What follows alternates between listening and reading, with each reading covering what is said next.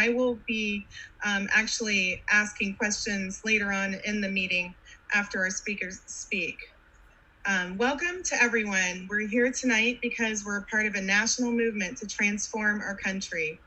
All across the country, our revolution is organizing to fight for progressive policies and elect progressive champions, because when we organize, we win.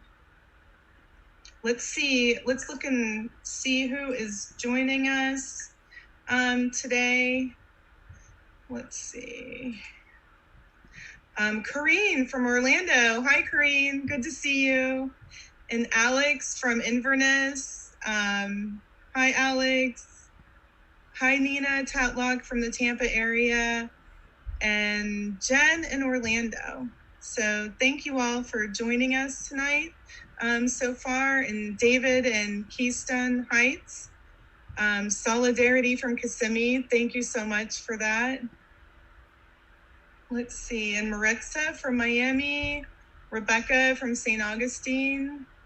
Thank you so much. And tonight, hopefully, we'll gain some more memberships for our revolution, because when we join this revolution, we will start to win for our country. So thank you all. The last time, I think we had close to 20 people that joined, and we thank everybody for joining. Okay, and Carolina is here as well, and she is going to be presenting tonight. Let's see, and Bruce J. from Broward County. Thanks, Bruce, for joining us. And Carmen from Newport Richey. And David Alton from Hernando County. Thanks for joining us, Solidarity. And Clayton is here. Clayton from Ormond Beach. Good to see you. So thank you, everybody, for joining us tonight. We're going to have a fun meeting. We're going to hear from three leaders in our community that are fighting for progressive values, and I'm really looking forward to hearing them speak. Let's see, Frederick, representative from Orange Park, Clay County, and Jacob Abraham from Broward County. Thank you guys for joining us. And hi, Alex from Broward County as well. It looks like we have people from all over the state joining us so far. So that is wonderful. It's really nice when we have a lot of people fighting for what's right for the people in Florida. And Florida needs some help. So that's why we're here. Let's see who else is joining us. Jean Kelly from Collier County. Good to see you. And Jacob Abraham, board members of Democratic Progressive Caucus. Oh, okay, a Florida Broward County chapter. Welcome to you, Jacob. And I think that is, it looks like we are almost ready to get started. And I'm so happy that everybody is here tonight for the Florida State Call. Corrine, if you'd like, would you like to get started? Absolutely. Thank you so much, Elizabeth. My name is Corrine. Hello, Florida. Together with Maruxa Carnedes, we will be your host for tonight's Our Revolution Florida Organizing Call. Again, thank you for everybody that has joined us this evening. This evening, we want to celebrate women in Florida who are making waves and demanding better policy, leadership, and accountability. This year has been quite a ride, and we are charging forward stronger than ever. We have elected members into the Democratic Executive Committees. We have got three progressives from this state of Florida to be members in the DNC. As we all saw in Nevada, when we organize, we win. So this evening, again, thank you everyone for joining. We are so excited. We want to keep the momentum up. And like I said, happy Women's Month. So this evening, we'll be looking into things that matter most to us: stopping House Bill 1, Senate Bill 484, building a progressive bench by electing progressives into every level of public office, as well as fighting for progressive policies in the state of Florida and nationwide. As Bernie Sanders would say, Change never starts from the top, it starts from the bottom up. And we are so excited again to have everyone here this evening. Like I said, like Elizabeth was saying, drop your name in the chat. We want to know where you're coming from, what matters most to you. We're in the middle of our movement builder membership drive, so please sign up to become a reoccurring donor and be a part of this movement. And we're so excited to have you this evening. I'm going to turn it over now to my co-host, Maruksa, who will talk more about the local issues we're focused on in 2021 and our agendas for tonight's call. Thank you, Corinne. That's right. We certainly do have a lot of work to do here in Florida. Our priorities include stopping HB1 SB 484, closing down, again, the Humson Detention Center. We don't want our children in cages, President Biden. We hope that the Florida Democratic Party issues a comment condoning the reopening of the abusive camp, because taking a stand matters, and it matters to us. Please get on our email list, follow us on social media, and become a sustaining member to keep up with action on this. Tonight, we're honored to be joined by 3 special guests, including activists from Broward County, Carolina Ampudia, State Attorney Monique Worrell, and Melba Pearson. Before we introduce our special guests, we're going to hear an update on our national incentive. Thank you so much, Maruksa and Corinne. My name is Anna Martavishk, and I'm joining you from HQ, from Our Revolution HQ. I'm a regional organizer. I'm working with this awesome Florida team. And tonight, I'm just here to give you a quick update on our national achievements, accomplishments this just past 2 weeks. 2021 may not be a major election year, but there is still plenty to do to achieve the transformational change we all want to see. And this year, we can make real progress on our progressive agenda. It's only March, and our members have already won major victories in all four parts of our 4-point plan. But we can't slow down or take our eyes off the ball. We need to keep organizing, keep the pressure up, inside and outside, in order to win. And let's start tonight with updates on how our movement is fighting to advance progressive policies. This week at the U.S. Capitol, Our Revolution members held a nationally live-streamed press conference to call on Congress to pass the PRO Act, a landmark pro-labor bill that would roll back decades of anti-union legislation. The House passed the bill, thank God, and now we are pushing for the Senate to get the job done. And there is no better example of why we must protect the right to organize than Amazon's ruthless union busting campaign in Alabama. Right now, Amazon is reportedly paying $10,000 a day to consultants to violate the right of workers to organize, and that is outrageous. This past weekend, Our Revolution Ohio rallied with Nina Turner at the Amazon-owned Whole Foods at University Heights in Ohio to demand a stop to illegal union busting. And this week, Bernie Sanders is bringing the battle against Amazon's union busting to Washington. He's holding a hearing tomorrow in the Budget Committee, and an Amazon worker has already agreed to testify. But Jeff Bezos has rebuffed Bernie's offer to show up. While he's become $78 billion richer during the pandemic, families are struggling to survive. So why is he spending a whole lot of money to stop workers from organizing a union at an Amazon warehouse in Alabama? That's right, Corinne. That is unacceptable. Not only did Bezos get rich as a pandemic profiteer, Bezos is also getting rich from federal government contracts, and he should be held accountable.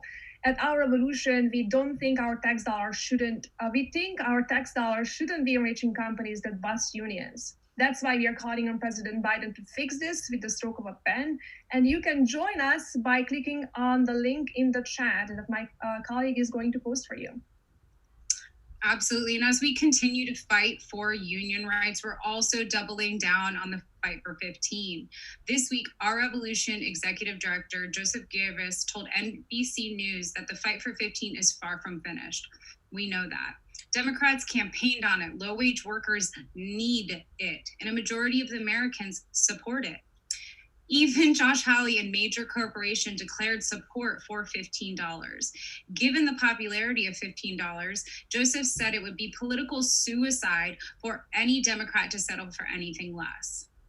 That's right, Corinne. So that's why our revolution is organizing to demand Congress raise the wage in the second budget bill that will be taken up later this year. And we are also calling on President Biden to issue an executive order to withhold lucrative federal contracts from corporations that refuse to pay a living wage. And not only workers' rights are under attack, so is our democracy.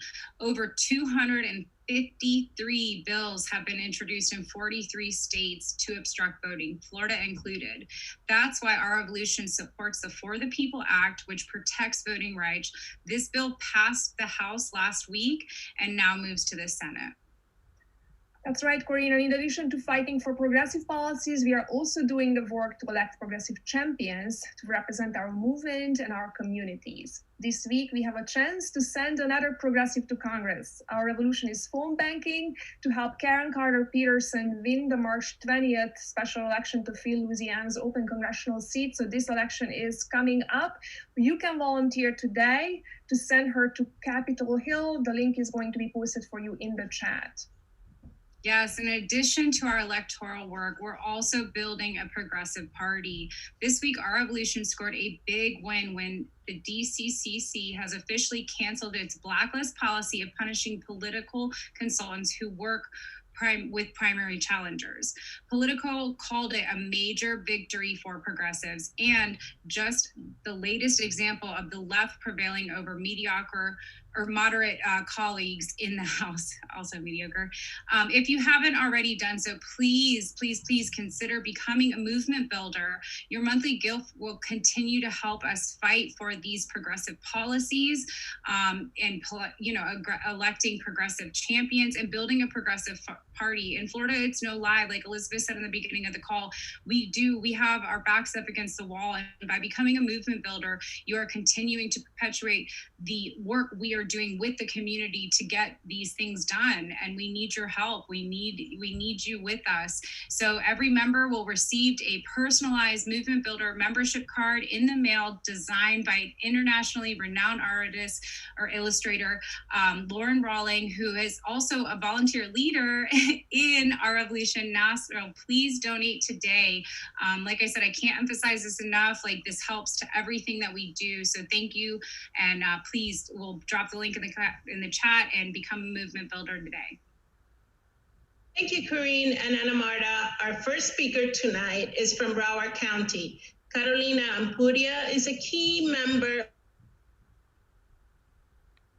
of our Carolina is a mover and shaker in our activism, leading many campaigns as a labor organizer, Medicare for All, 5 for 15, and transform the Florida Democratic Party, as we call it, Storm the Castle.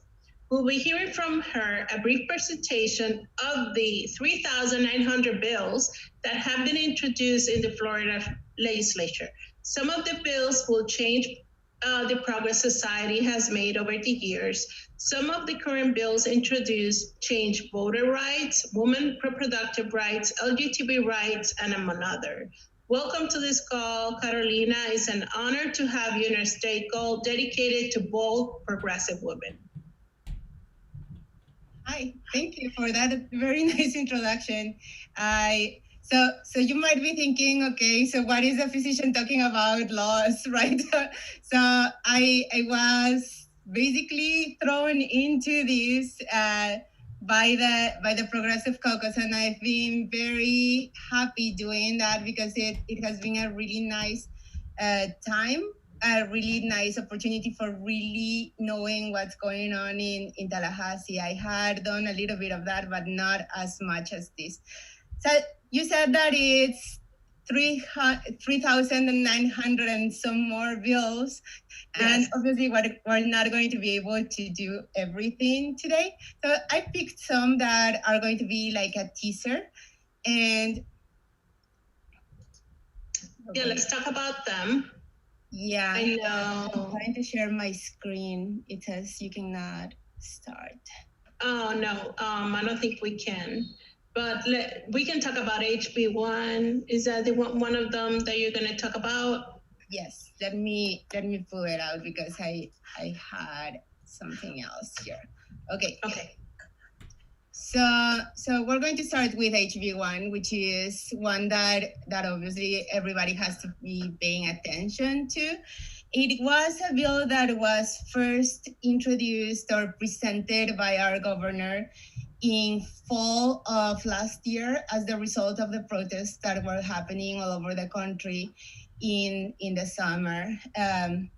He would want you to believe that the bill was in response to what happened in January, but actually the bill was introduced on the 6th of January. So, they would have to be some sort of wizards to be able to pull that one.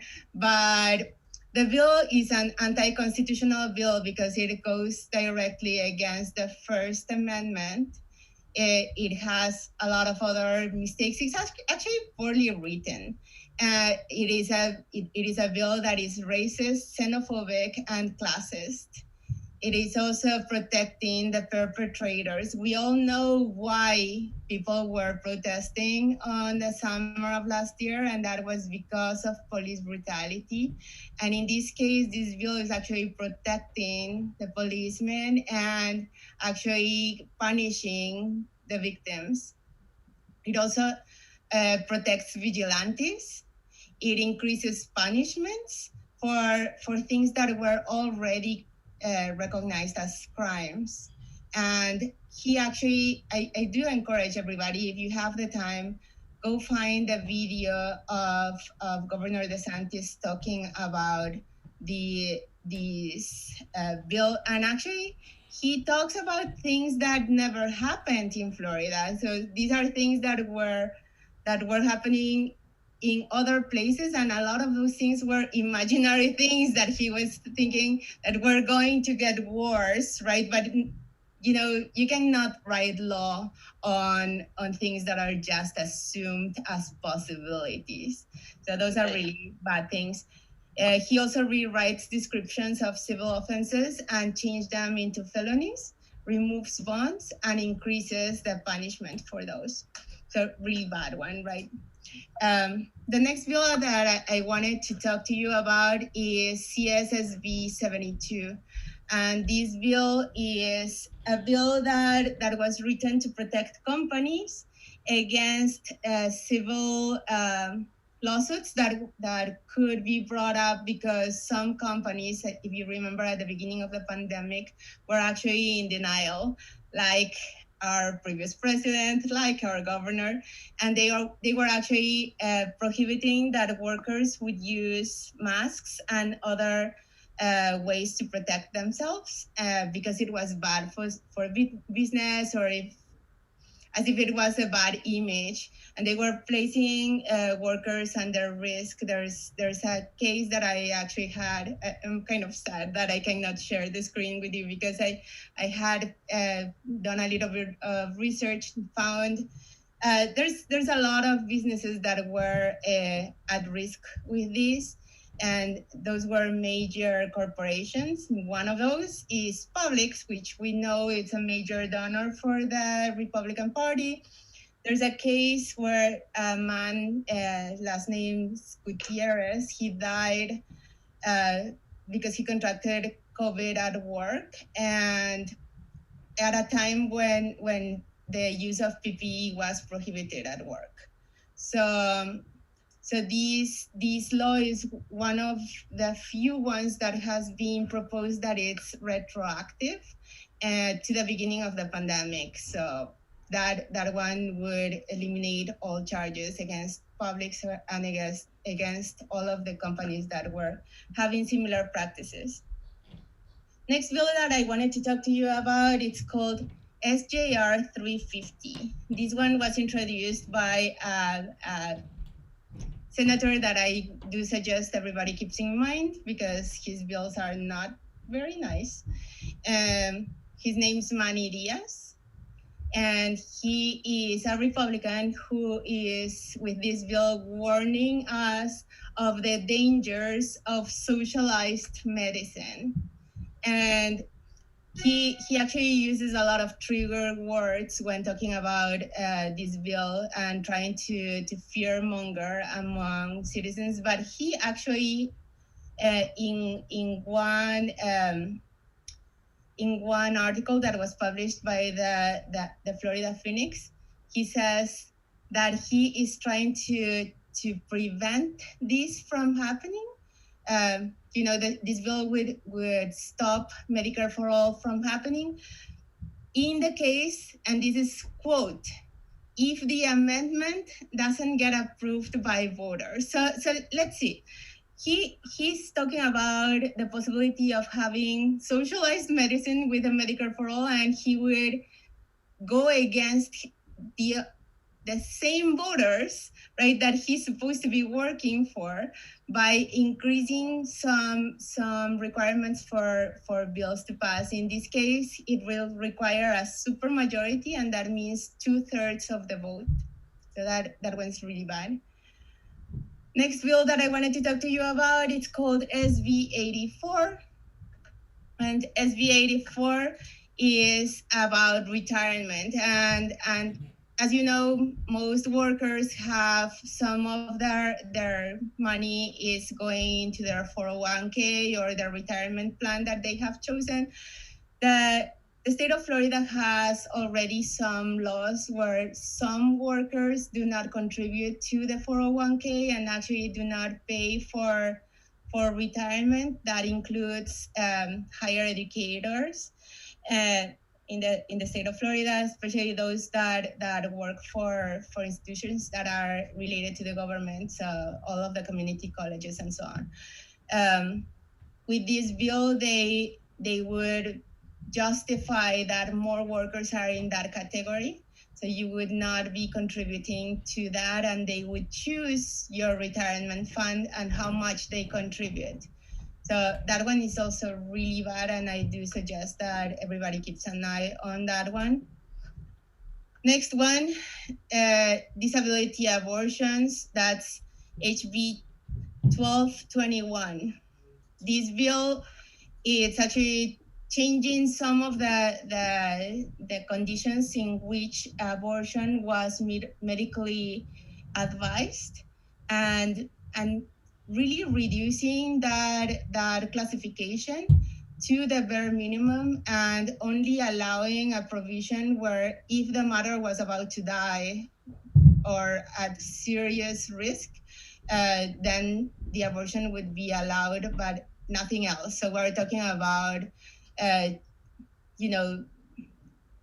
patients that are pregnant with a fetus that has severe physical, mental disabilities, including severe mental retardation and some severe issues, and they would not allow the patient to choose whether to have the abortion or not. So, walking backwards, Florida. Yeah, definitely yes. I don't know how we're doing with time. I do have a few more. But yeah, we can talk about a few more if you like. We have some time. Okay. That we could go over these bills. They're just giving me a headache right now. I know. I'm sorry. I told you that I was going to be torturing everybody with yes, definitely. Okay. But this is good because this is a way that we have to keep involved with our Capitol building. We're a state house. This is something that we have to do work. We have a lot of work to do in this coming month, or 60 days left of the session. Mm-hmm. Okay, let's do a few more. Yes. SB 90. This one is echoing the message of Governor DeSantis that there was a rigged election, same thing as our previous president was saying. And what they want to do is that they are going to increase the control of the mail-in ballots. And it's going to limit the duration of your request for the mail-in ballot. It used to be that you would have to ask only once, and then you would have a whole period that application would work, and you would be getting your ballots automatically at home. But with this bill, you're going to have to increase the frequency of those applications, make sure that you're submitting that. It has been opposed by virtually all of the supervisor of elections offices, because this is going to increase dramatically the amount of work that they are going to have to do. Next bill, SB 839. This one is called State Preemption Transportation Energy Infrastructure. It doesn't sound really bad when you look at that, but actually this one is putting some preemptions in the energy infrastructure of the state and prohibits local governments for restricting the construction of infrastructure that it's not approved by the state. So it's actually removing the chances for local governance and for the local government to decide whether they need a certain a certain energy facility or something like that. This one is also going to take precedent, because it is going to make sure that renewable energy and those kinds of things that progressives are for, right, are going to be blocked in favor of the ones that are more lucrative, or the ones with the IOUs, right? So the people that donate to the government are going to have a higher say on that. Yeah. Yeah, that's like pay for play, something like that. Basically. Another bill that it's important that all of us, especially with our crowd, we talk about is SB 86. This one is the Bright Futures one. Really bad bill. So for that, we need to know that about 100,000 scholarships are granted using these funds, right? And where are these funds coming from? From the Florida Lotto, which is actually not related to the government. You know, the money is actually contributions due to the buying of the Lotto tickets. So they are trying to reduce the funds. They are also going to limit the funds that are granted to students that are not taking the courses or the careers in fields that the state government is choosing, the ones that are market driven. And so this is actually going to reduce the access to many careers and fields for those that are not, for those people that are not choosing the careers that the governor or the Department of Education chooses for you. It is wrong. It is not okay that the government dictates your future in that way. Yeah, definitely. Yeah. Are there any good bills in this year's? I chose one that has the echo in the Senate, so that everybody smiles. And this is one, the last one that I wanted to finish with. Is actually the first bill is in the House. That's HB 207, and that's the reemployment assistance. It was introduced by Ana Escamani, which I know that is one of our heroes. Yes. And it has the ECHO portion, which is SB 592. And so these bills are really well written. They are taking care of the reemployment assistant ombudsman. They are making sure that steps for you to get that reemployment are in place. The bills are super clear, very nicely written. Unfortunately, as of today, they have not been heard. So we need to make sure that we push for that.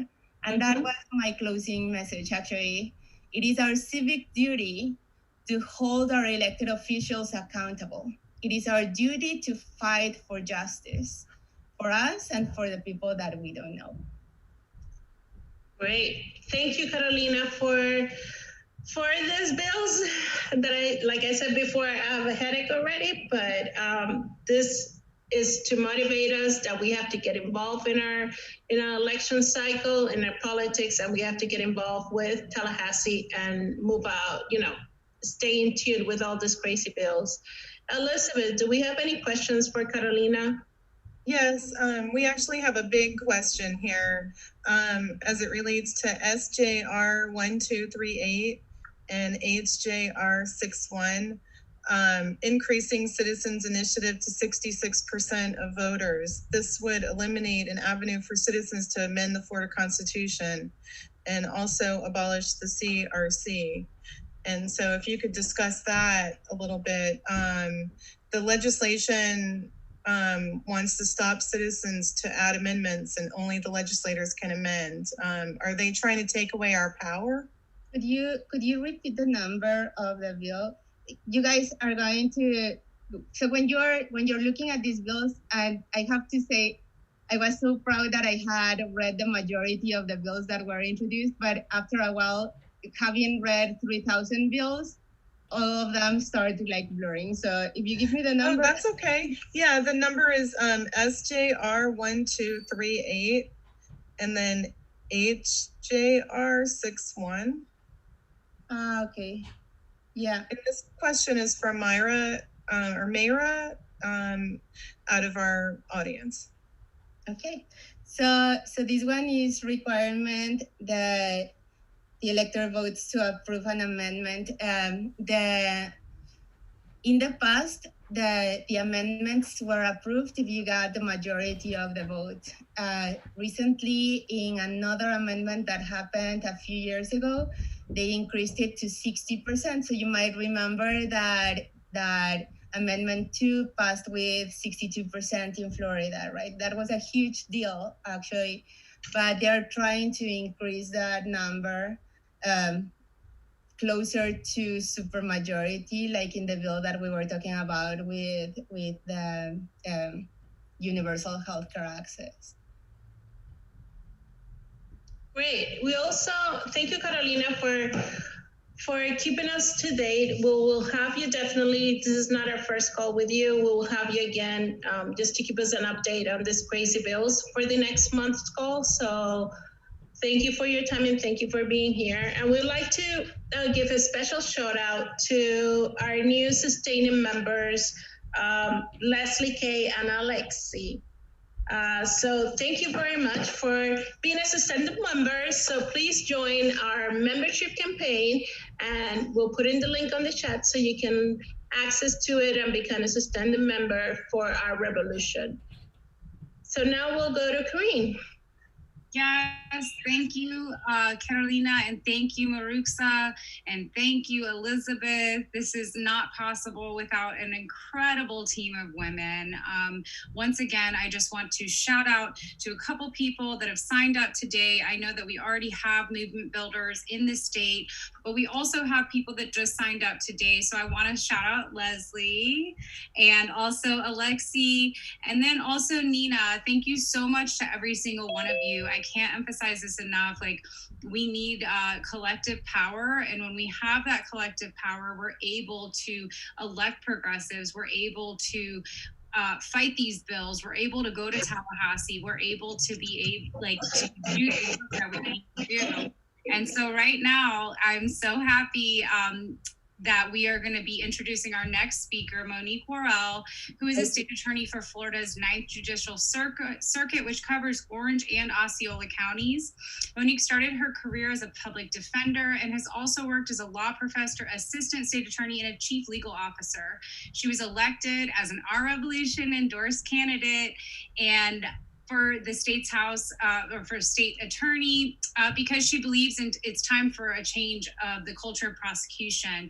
And with that, it comes a fresh perspective on justice. Happy Women's Month and welcome to the call, Monique. Hello, everyone. Thank you so much for having me. I am so excited to be back with you. I think the last time I was here was before my election. And it is an honor and a privilege to be back with you now as the 9th Circuit State Attorney. And it's a blessing, it's an honor, and thank you for making the time for us. I know that this month has been very busy, but we want to honor the women that are just kicking butt, and you are one of them. And it is right. Like the last time we had you on, we had this question, so I just want to pose it to you one more time, because this was actually before her primary. For viewers that, can you tell us one more time, why do you believe it's important to change the culture of prosecution? That's a really good question for the time that I'm in right now, because I am working hard every day to change the culture. And while I said that I would do this as a candidate, I am actually in the process of doing it now as the state attorney, and it is more challenging than I ever would have thought. But the reason it's important to change the culture of prosecution is because it's the culture that has led to mass incarceration in this country for decades. And if we can change that culture, we truly can end mass incarceration. And I want you all to know that I get up every single day and work hard with the attorneys in my office to change that culture. And we honor that. We know what you're doing, and we know the work that you campaigned on is something that you are constantly doing. So for that, again, we're honoring you, not only as a progressive, not only as a woman, not only as a Black legacy woman. We thank you for even making the time to come on this call and continue to have this conversation with us, because a lot of people don't know what this system is and how it works. And so since you are continuing the legacy of Black women magic within the state attorney's office, after Amirah Sequeira was the first Black woman to hold the office of state attorney in the state of Florida, what would you say to folks on the line that of becoming Our Revolution member? Like, what would that mean to you? Like, how important is that in your legacy and in what you're doing? I just want to say that Our Revolution has been an instrumental part of my support system as I engaged in this challenge. I'm so happy to be here this evening. And one of the reasons is that exactly 1 year ago today, I filed my candidacy for state attorney for the 9th Judicial Circuit. And now 1 year later, I stand before you as the state attorney for the 9th Judicial Circuit. And Our Revolution was one of many organizations that stood beside me, that supported me, that cheered me on when things got hard and things got rough. When others were saying that it wasn't my time, it was Our Revolution who stood up and said, yes, it is. It is time for change. We need that change. We want that change. And you are that change. And I am so thankful for the part that you all played in that. And that's why Our Revolution, that's why you should be a part of it. And that's why I am grateful for the support of Our Revolution. And, we don't every day get politicians that actually care. So it's like we were honored to endorse you, and it's like this movement is bigger than a lot of us, and I know that you are working so hard, and you are working behind the scenes in the middle of paperwork and all of this stuff. And it's like, if you can become a sustaining member, we can continue to support and be the progressive wind beneath Monique's wings. Like, once she was sitting there, with her, when she had her hand and she was receiving the title of state attorney, it was such a magical, beautiful moment. And it's like, we all said at that moment, we aren't leaving you, Monique. We're not leaving. We're gonna be here for you. We're gonna continue to fight for you. We're gonna continue to uplift your name, because it's not easy doing what you're doing. You're fighting against an entire system that was built in a completely different way than you're imagining it. So like I said, we always just want to continue to tell you amazing work, good job, and thank you for stepping up. Like you said, 1 year ago today, it doesn't seem possible, but it's like, here we are, and here you are as the Madam State Attorney. Listen, thank you so much. I so appreciate it. And I want you all to know that I remember what it means to change the culture of prosecution. I remember why I'm here. I remember why you all voted to put me here and supported me along the way. I am working hard every day to honor those promises that I made. I've not forgotten them. I've not forgotten you. And I will make good on the promises that I made. Yes, and you already have. You have to know that. Like I said, like we, on your inauguration day, it was something that was said by Miss May, where it was just like, we just said, like, as a community, we are here for you, and we honor and respect you, and we know the hard work that goes into this. So Monique, once again, a progressive warrior, a Black woman who is just magic all day. And just thank you again for being on the call, for coming back and talking with us, and just celebrating the woman making moves in this state. You know, there's a lot of women power here, and like you're one of them. So thank you again so much. I am so honored to stand among giants. I know that the task ahead of me is great, but I know that I have an amazing support system with which to do it. Mm-hmm. And for that, I am grateful, and I look forward to making these changes together. Yes, so thank you so much. I want to check with Elizabeth real quick, Monique, before you head out. I know that you have like, a lot going on. But Elizabeth, do we have any questions for Monique? There's just one quick question. Have you had any challenges so far yet in your new position as state attorney? Oh dear, so many. So maybe you want to pick one. Maybe you could pick one and talk about it. I know I'm about 2.5 months in, and I started my term when my predecessor decided that she was not going to seek the death penalty on 3 cases where death notices had been filed.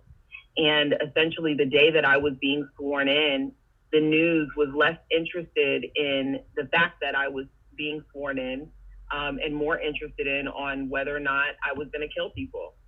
And I started my tenure as state attorney with that challenge. And the challenges have continued since then, but I knew that they would. So this isn't a surprise to me. I don't think it's a surprise to any of us. But the important thing is not the fact that I've been challenged. The important thing is that I have the fortitude to withstand these challenges and fight for justice, for fairness, for equality, for freedom, and to end mass incarceration in our community. That's why I'm here, and I will not lose sight of that mission. Absolutely. And Monique, I know that you and I had, I saw an article posted where you were actually able to prosecute somebody that was actually they resigned as a cop. Do you want to speak about that? Just a little bit about what you've been able to do since in office? Yeah, so I am actually really proud of the fact that I told my constituents that I would hold law enforcement officers accountable, and there was a situation where an officer essentially was untruthful in his police report, and he charged someone with battery on a law enforcement officer who did not, in fact, commit battery on a law enforcement officer. However, he committed battery against her, and I charged him with battery and will hold him accountable for his battery on this individual who was harmed by this law enforcement officer who was abusing his power. And one of the things that I said in what I think was my coming out speech, as the very first speech I gave as a Black Lives Matter protest when I announced my candidacy or shortly thereafter, was that we have to stop officers who abuse their power at the very beginning stages. We have to stop them before they get to, killing someone with a knee on their neck, and that these things are incremental, that they happen And it is important that we stop them in the very beginning. And by prosecuting officers who commit simple battery on citizens, I believe that we can get police brutality under control. And that is one of the things that is a priority for me in my administration. And thank you so much, Monique, again, for being here this evening. And we are watching and we are celebrating when you are, going up against a really hard system. So, it's no lie to us here in town that we know what you're up against. And like I said, we're here for you. And just everyone keep an eye out. Like, she is somebody that we are very proud to have endorsed. And just thank you, Monique. Thank you so much for having me. It is an honor and a privilege to be here. I just can't even believe that, a year ago I was a name that no one knew.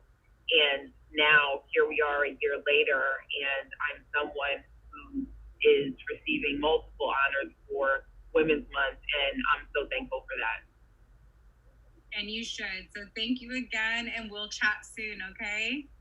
All right. Take care. Good night. Thank you. Thank you, Corinne, and your hard work, Monique. We're so full of hope after hearing you. It reminds me of what Cornel West said. Justice is what love looks like in public. Our next speaker is attorney Melba Pearson. She was raised by her Jamaican father and Trinidadian mother. She has lived in Miami-Dade for almost 22 years. Serving throughout public service and advocacy.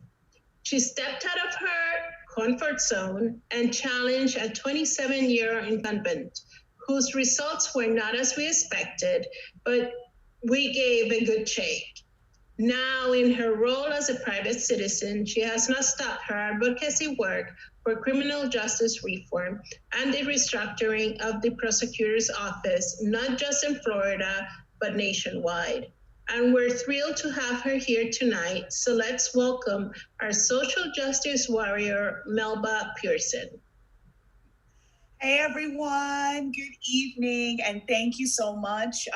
Maruxa, thank you for being a friend and for the invitation. Thank you to all of you at Our Revolution for your hard work, raising awareness, and supporting so many different candidates, including myself, and of course, including Monique, who I'm very honored to follow behind her.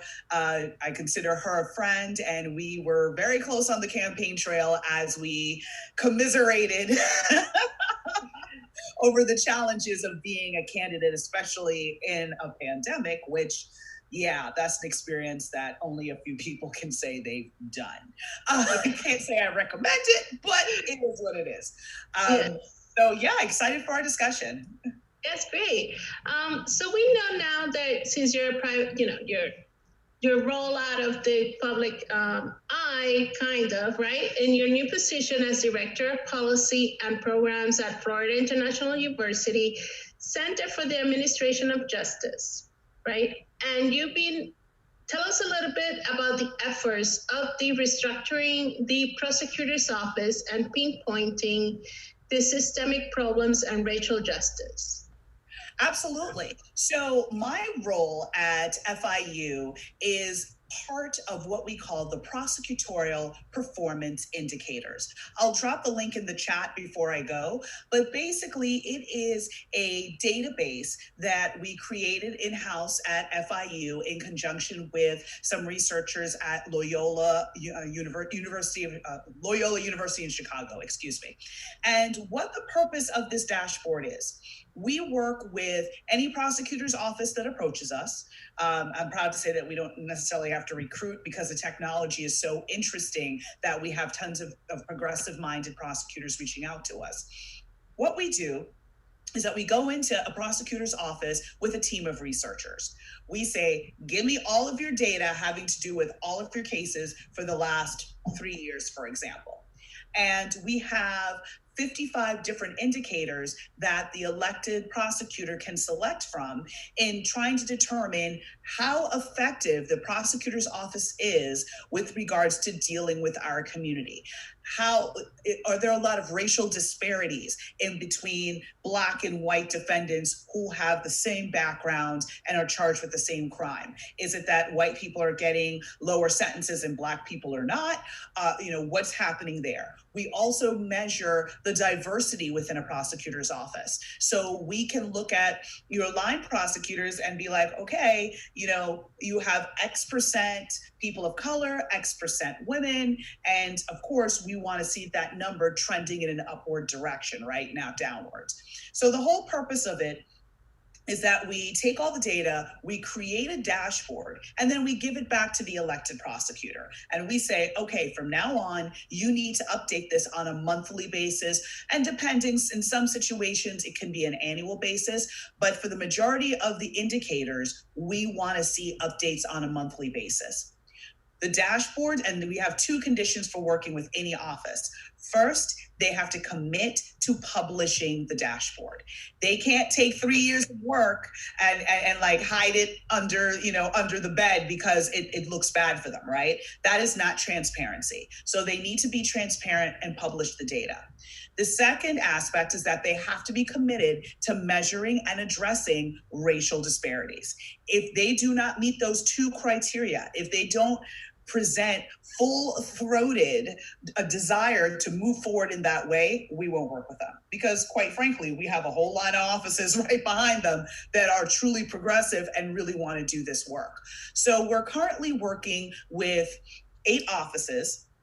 We are working, that includes Tampa, Jacksonville, and Broward here in Florida.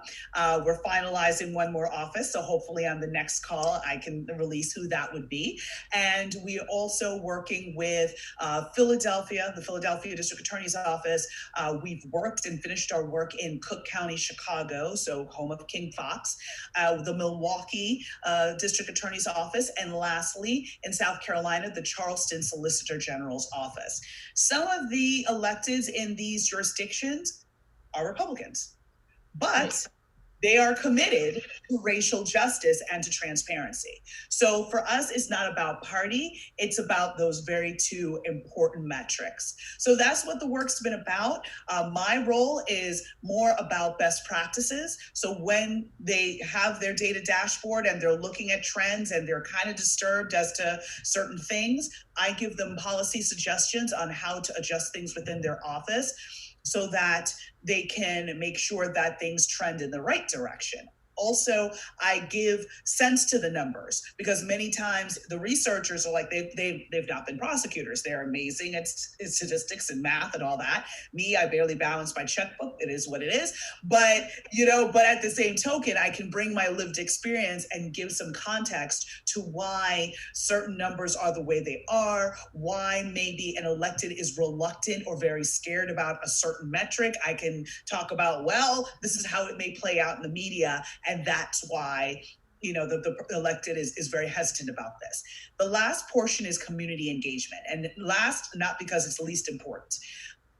In moving forward in my role, I've been really building out the community engagement component of this work so that from now on in our next offices, so we're working with Broward County and we're starting our work with them in the next coming weeks, we're going to be bringing in a community advisory board to work with the elected prosecutor to look through the different indicators and talk about some of the issues they want to see measured in their community. Because again, many times we have the anecdotes, right? We have the stories, we have the lived experiences of people, but that data changes the discussion completely. So with that data, we can go to lawmakers and be like, look, this is legit a problem. This is not two people's experiences. This is an entire community. Look at the numbers, right? You can do the same thing with an elected prosecutor, or the elected prosecutor can use that as a tool to go to the police department and say, you guys are arresting too many people for this charge. This is not a priority for me. Stop. Right? So these are all important discussions that the community needs to be a part of from the beginning, not on the back end when we finished everything. Hey, look at this pretty dashboard. Aren't you happy? And folks are like, but that doesn't talk about anything I care about. That doesn't talk about the experiences we're dealing with. So yeah, in a nutshell, that's what I'm working on. Well, that's great, and thank you for all of the work you have been doing. It's not easy working with other counties and other states with this issue. I mean, especially now that we have so much awareness since last year till now. But Florida, it is what it is, as we say. And we also want to know, what is your stake on the First Amendment constitutional rights with HB 1 SB 484? Y'all want to be here all night? Because I can. But the reality is, it is, and I echo all of Carolina's sentiments, it's a racist AF bill, okay? Period, end of story. The governor is trying to be very disingenuous about, oh, this is about the Capitol riots, it's about, actually, let me take that back. The governor wasn't actually disingenuous about it. It was the representative and the senator that introduced it were the ones being disingenuous, introducing it right after the Capitol riots and being like, see, this is the reason why. The governor was very clear in his intentions, and he said it last summer. So, the thing that I always say is that this bill is a solution in search of a problem. It is not addressing an existing problem here in Florida, period. And the other, there's two other insidious things about this bill. Not only does it have First Amendment implications, but also it attacks home rule. Because if any city, county, municipality wants to remove money from their police budget, they have to get permission from Tallahassee. That completely defeats the entire purpose of home rule, because home rule is that concept that those who are closest to the residents make the decisions, right? Not somewhere off how many miles away, a plane ride away, 10-hour drive away, but the people who actually live in the community, who are elected by the voters to represent that community, they make the decisions on a day-to-day basis as to what should happen with tax dollars, what the priorities are, and the governor should have no part of that. So, and it's a slippery slope, because if you take that away on this issue, what's next? So that is problematic, as well as, of course, the overcriminalization that's going to come from it. The fact that the definitions are so vague that it's going to lead to like a disparate enforcement, right? So if you protest in Polk County, you're going to have a very different outcome than if you protest in Broward County. Right? Because the elected prosecutors can look at it differently, the police officers can treat it differently.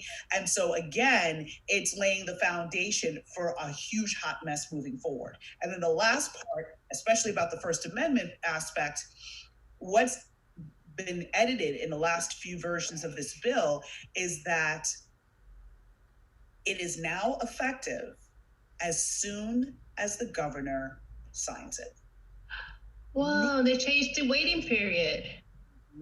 Normally, bills become effective January of the following year. So a whole bunch of bills that pass now will be effective January 2022.